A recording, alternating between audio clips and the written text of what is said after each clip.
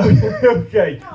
Very nice, very nice. And do you kind of do that as a bit of a family thing, or is that just you solely, or what's the kind of? Yeah, we all do it. Fantastic. That's really good then. And does that kind of bring you closer together? Do you think?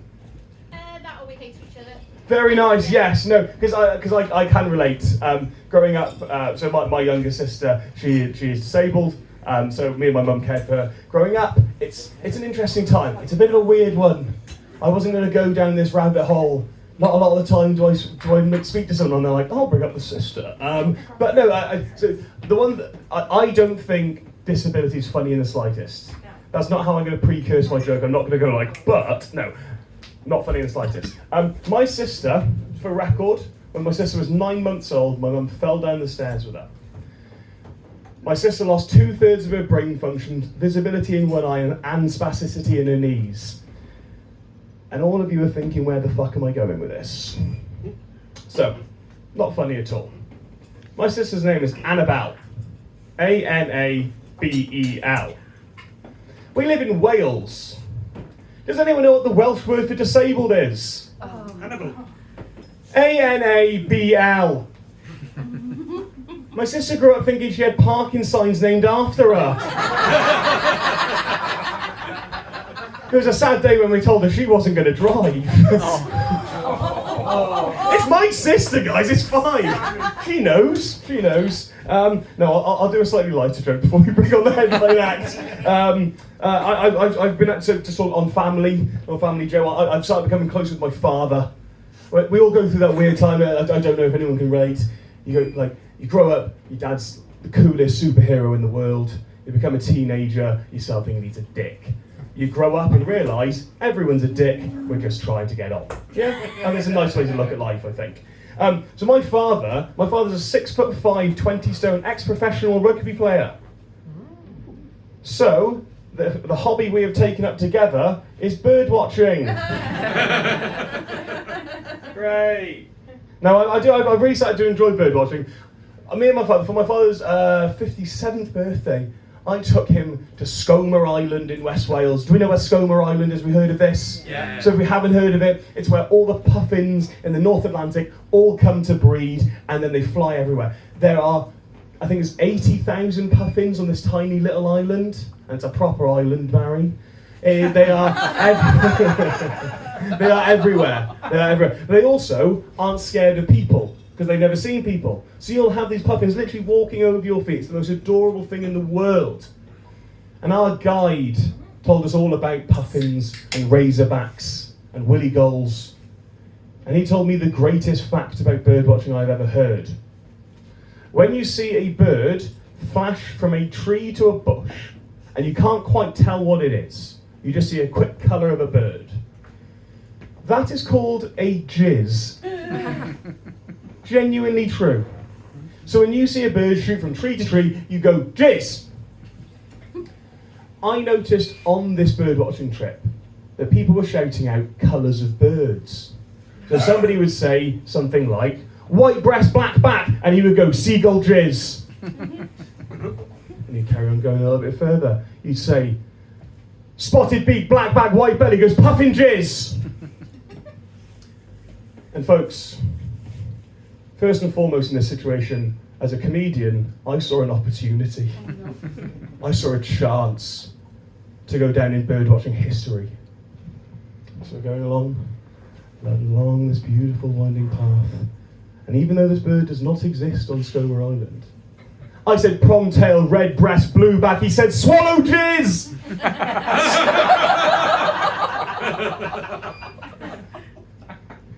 I wasn't invited back. Right, folks.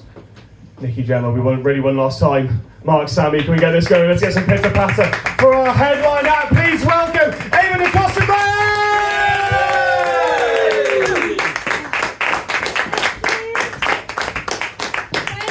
Thank you, Ben Pugh, everybody. Hasn't it been great? What an MC. Oh, we've learnt some stuff tonight, haven't we? It's been great. I am indeed Ava. Hello, how lovely to meet you all. How are you all doing? I've been doing stand-up for a couple of years now. I'm not going to lie, for me the hardest thing about comedy is still the standing up bit. It's quite difficult. I'm so jealous of these comedians like Ben. He bounces around at the front here and he gets in people's faces, and Shoka can sit on someone's lap and look all sexy. I can't do that. I've got to actually write material, hope it stands up on its own, unlike me. Yeah, it's quite difficult, isn't it? Yeah. My name is Ava. I've said that already. I've obviously got amnesia. I've had amnesia for as long as I can remember. It's quite difficult because you need your memory when you're a stand-up. You at least need to know where you are. That's quite difficult for me. I never know where I am. I wasn't even born in the UK. Can you tell? Where do you think I was born? Oh my God, I don't know.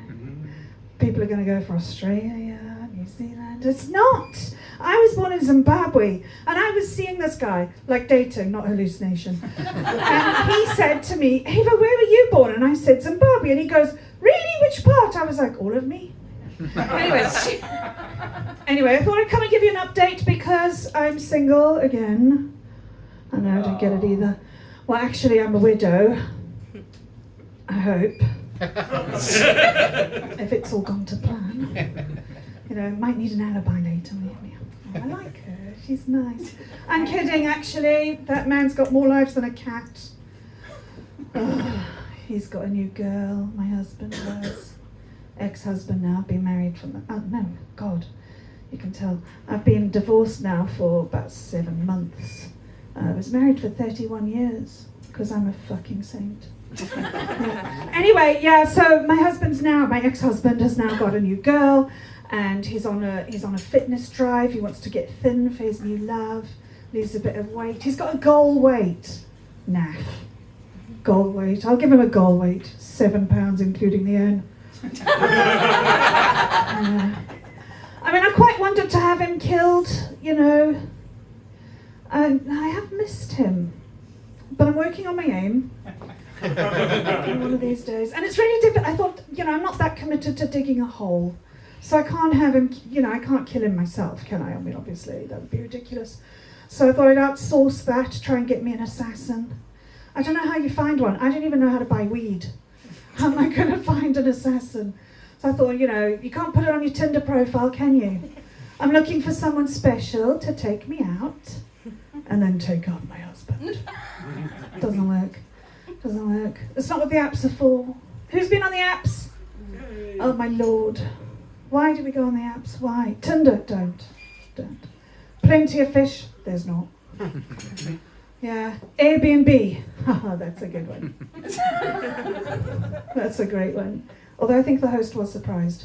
But I gave him a great review. Wasn't expecting him to leave a deposit. Anyway, enough said. Yeah, I mean, I have tried the apps. I've tried them. I don't know why people advise you to go on the apps. People said to me after my breakup, they said, Ava, you've got to get back out there. I was like, no. They said, you've got to get back on the horse. You've got to take the bull by the horns. I used to be a farmer's wife. Taking a bull by the horns is terrible advice. Don't do it. But I was like, why do people think that there's, you've got to get back in the saddle? Back on the horse, bull by the... What makes people think that I'm the sort of person that's that interested in barnyard animals? I'm not. I'm a clean living, nice lady. And as a clean living, nice lady, I got to tell you, I'm not interested in saddles or whips. Anyway, moving on. So, I've obviously had some luck. Obviously, look at me. I'm obviously going to have some luck. There was a hiccup in the journey though. I lost a tooth right at the front. And although I live in a very bad area of Swansea, that is not a look I can work. So I was very depressed as well because there's no dentist in Swansea. We've established there aren't. And I was very worried about this. I was trying to find a dentist. And I was reading a newspaper article and it said there's a dentist in Swansea got arrested for being a drug dealer. And I was like, no, we needed him. Oh no. It was really serious at one point. Like one guy that I met nearly looked at my face.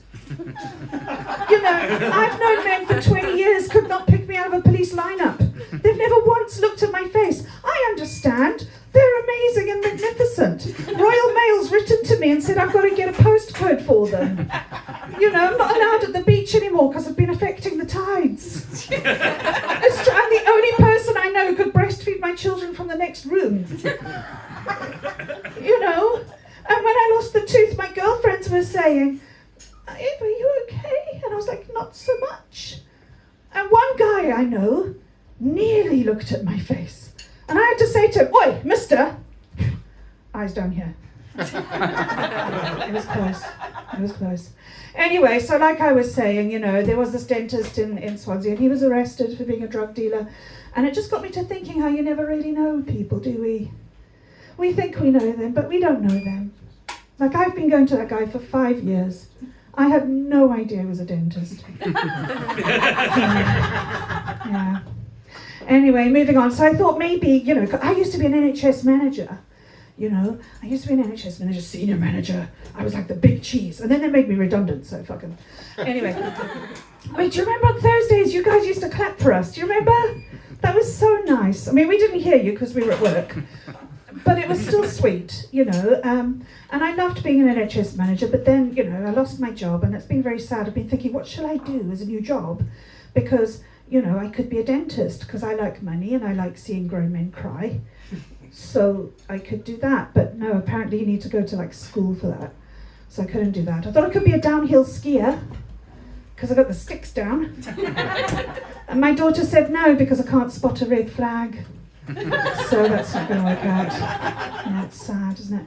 I got an OnlyFans account. Was very busy in the summer, but had a lot of inquiries about air conditioning. I was like, no, it's only fans. So that didn't work out. It's very sad. Very sad. So I've had to move on. I've decided I'm going to go to school. I'm going to become a doctor. It's going to be great because I'm really scared of apples. So I thought that would work out. And actually, I am deathly allergic to bananas. Not just the shape, like the whole actual fruit. Very allergic to them. And the other day I walked out of my house and I was walking on my crutches and I nearly put my crutch down on a banana skin. This is a totally true story. And I was like, Acme's out to get me. I'm looking for Wile E. Coyote and the Roadrunner, the whole thing. And I thought, no, actually what's happened, I texted my fellow. I said, listen, mate, not only are the bananas trying to kill me from allergies, now they're taking off their skins and lying in wait. You know. Anyway, so we upped my medication. Can't have everything. And you know, I was thinking the other day about how some people can just really ruin your day. Have you thought about that? I mean, the other day I had a blowout on, not me, my car, obviously. These are natural. So I had a blowout in my car and it was near a truck stop. So I pulled my car up next to these like HGV trucks and I was feeling very small, which isn't usual for me. And these middle-aged men, bless, they're so lovely, aren't they, middle-aged men? They have to be the boss of every fucking thing they see. And at least 4 middle-aged men tapped on my window. I'm a scared lady on her own in a truck stop. And I was like, ah! And they go, love. I'm like, oh, all right, he called me love, it's fine. Can't spot the red flag. And they go, you've got a flat tire. Now, when I say I had a blowout, I mean my tire was metal on tar. There were little bits of road dripping off my car, and there was no rubber, which is an excuse many a man has made. Let's face it. But anyway, so these men tap, tap, tap. Love, did you know you've got a flat tire? I was like, crap, is that what it is? I just thought the grinding noise was normal, you know, because I've been sleeping with boomers. Anyway, I'm a single woman, I'm allowed. Anyway, this one guy walked past and there was no genteel tap tap, there was this. So I'm like, ah! And then I'm trying to work out how to lower a window on a car with electric windows, because I was born in 1972. Windows wind down, you know, in my head still. I'm trying to work out how to lower this window, and eventually I work it out, and there's this man standing there going, that's a bloody stupid place to put your car. I was like, yeah, because I had so many choices about where to drive my ruined vehicle. I'm sorry it has upset you. And he just walked away going, stupid. And you know what really I enjoy thinking is that I still live in his head, that I get to laugh at him, but he he has to walk around now going, stupid woman. Stupid. And, you know, it ruined his day. And then there was somebody else I saw in a fish and chip shop, because I'm on a diet, obviously. So I was in a fish and chip shop, and the man walked up to the till and he goes, have you got any faggots? And she looked at him and said, no, we're out. And he went, oh.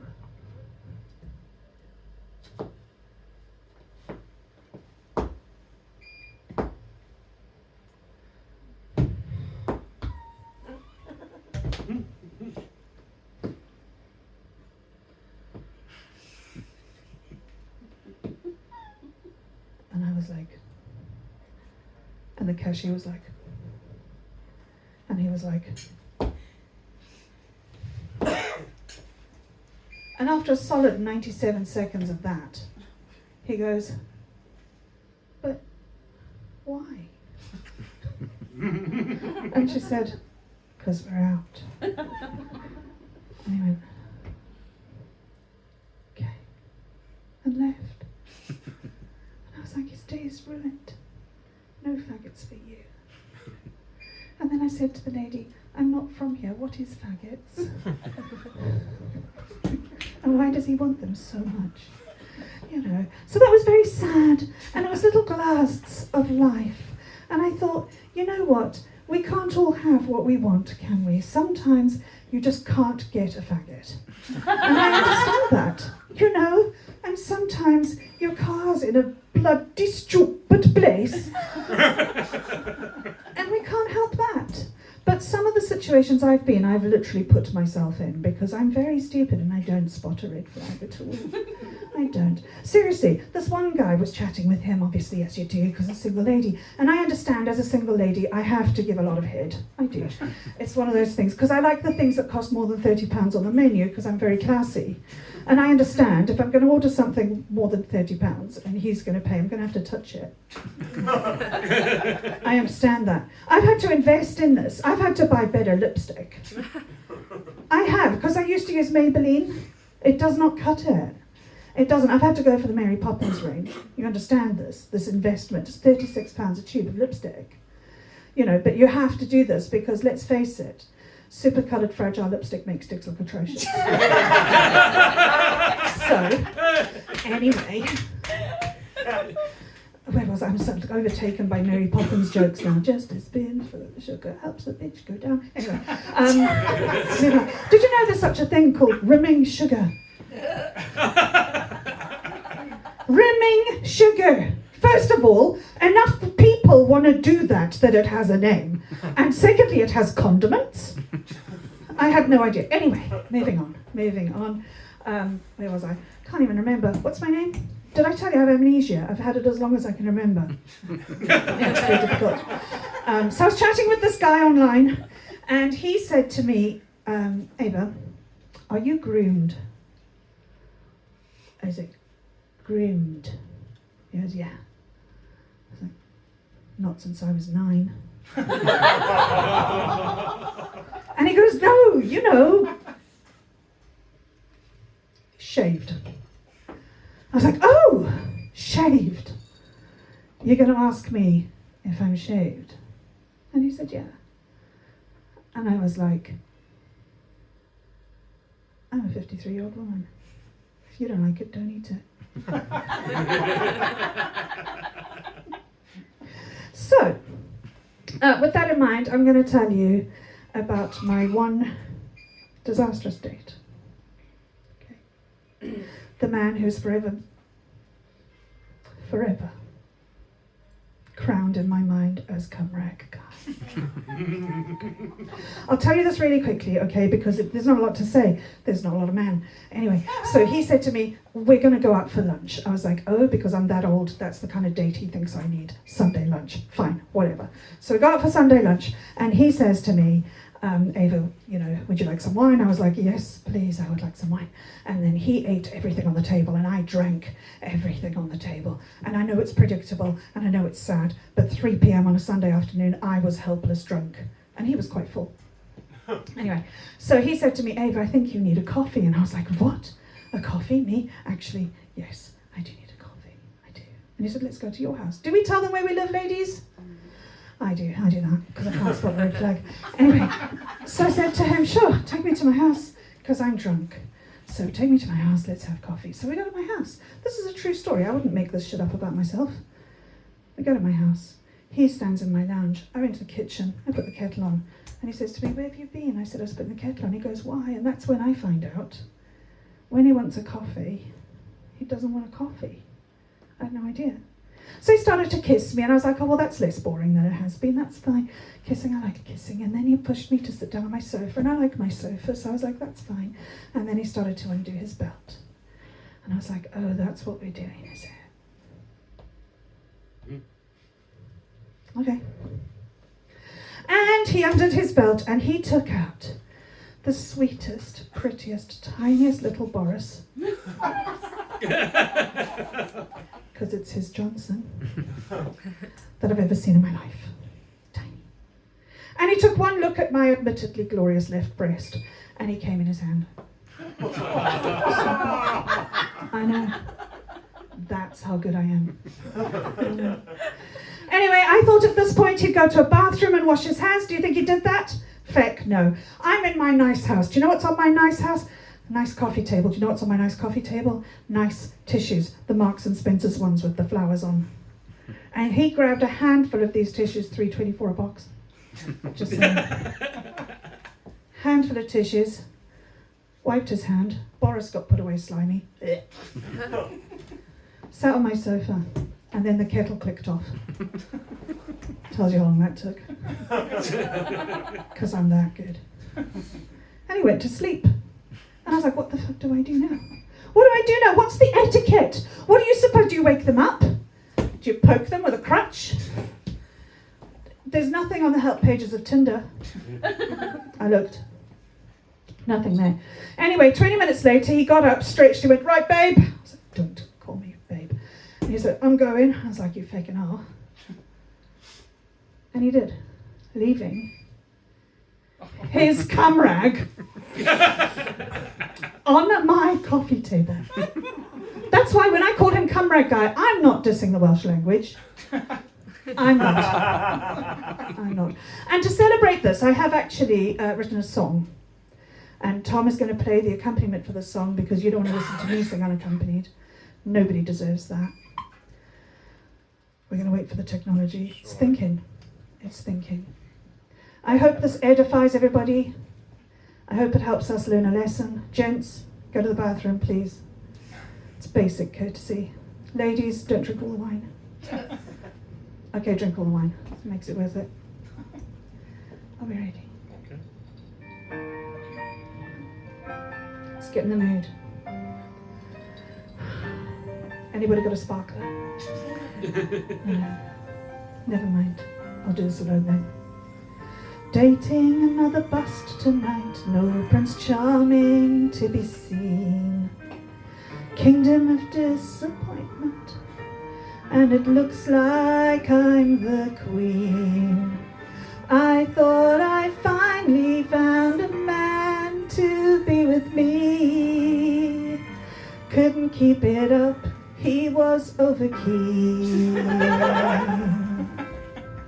I let him in, thought he was cool. He was quick getting out his little tool. I didn't mind, 'cause I was drunk and down to far. Never mind. Let him go, let him go. He's not the man I thought he was. Let him go, make him go. He's not good enough for me because, well, I don't care. But don't leave your cum rag there. And please wash your hands.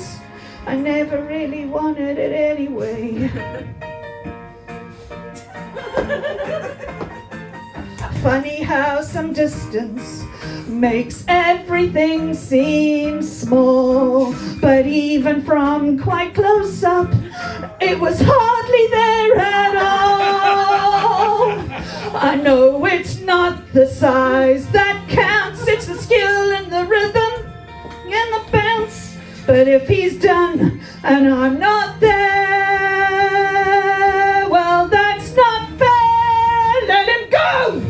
Let him go! He's not the man I thought he was. Let him go! Just fucking go! It's not good enough for me because, well, I don't care, but don't leave your crumb right there! For Christ's sake, what's wrong with you? And wash your fucking hands! Jesus! Anyway, I'm fine.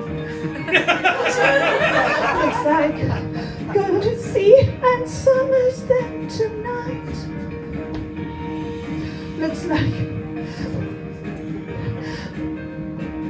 Ann Summers tonight. There's 30% of the extra power range. Not gonna lie, tomorrow I'll be walking straight. Let him go! Let him go! He's not the man I thought he was. Let him go! Let him go! He's not good enough for me. He's not. Shut up. He's not. I don't care. But don't leave your cup right there, you filthy animal. And wash your hands! Jesus! I never really wanted it anyway. Good night, everybody.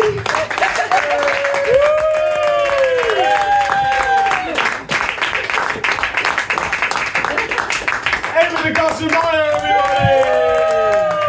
everybody! Wow! That was a ride, wasn't it, people? Right, folks. That's a rumour. Right, folks.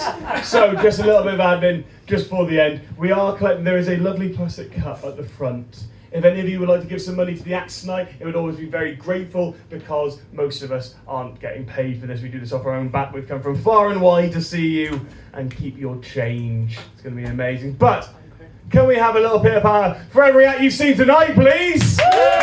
We've had Drew Wallace, Paul Ford, Al Santi, Tom Kennedy, John Fisher, Aidan Gosselmeyer, and me, Ben Pugh!